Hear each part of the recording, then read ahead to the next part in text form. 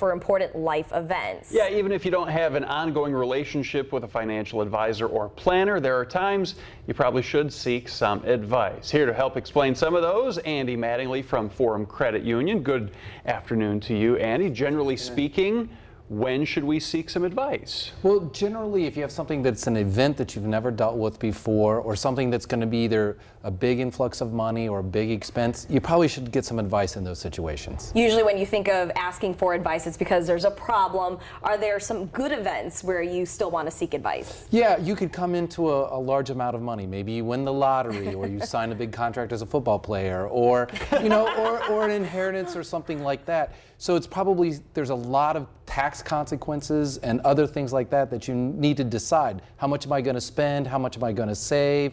And what should I do with all those things? You really should talk to a professional. And while winning the lotto or signing that NFL contract aren't common, there are a lot of common things that could cause us to need to talk to somebody. Yeah, I mean, anytime there's a change in your family structure, getting married, getting divorced, adding a child, all come with lots of questions. How much insurance should I get?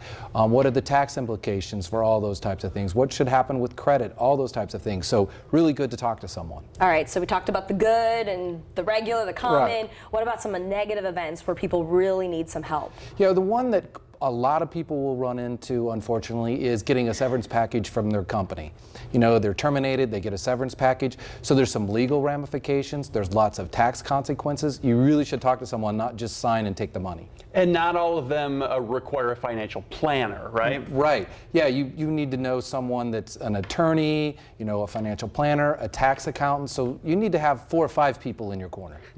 Okay, so obviously there's a financial planner, somebody that's professional, but let's be honest, we talk to people around us, Yes. family members. When's a good time to actually take advice from your family? Well, when they can be objective about it and maybe something they have a little bit experience with. So which job should I take? Or how should I set up a budget or something like that? But don't go to them for picking the next stock or mutual fund. They probably don't have the experience to help you with that. Well, and we always do the negative stories. We don't ever really tell that many positive stories like this. How do you overcome the negative? Well, they're just out for my money, or I'm coming into this money, but they want to talk to me because they're going to want to take it from me. Well, I mean, I think you just have to go back and look and say they're there to help you. And if you know, we talked a couple of weeks ago about choosing how to choose the best person. Mm-hmm. If you go through that process, you're going to find out how much they're going to help you and save you money. I mean, none of us understand the tax code, so like that kind of can save you tons of money. All right, Andy, where can people find you?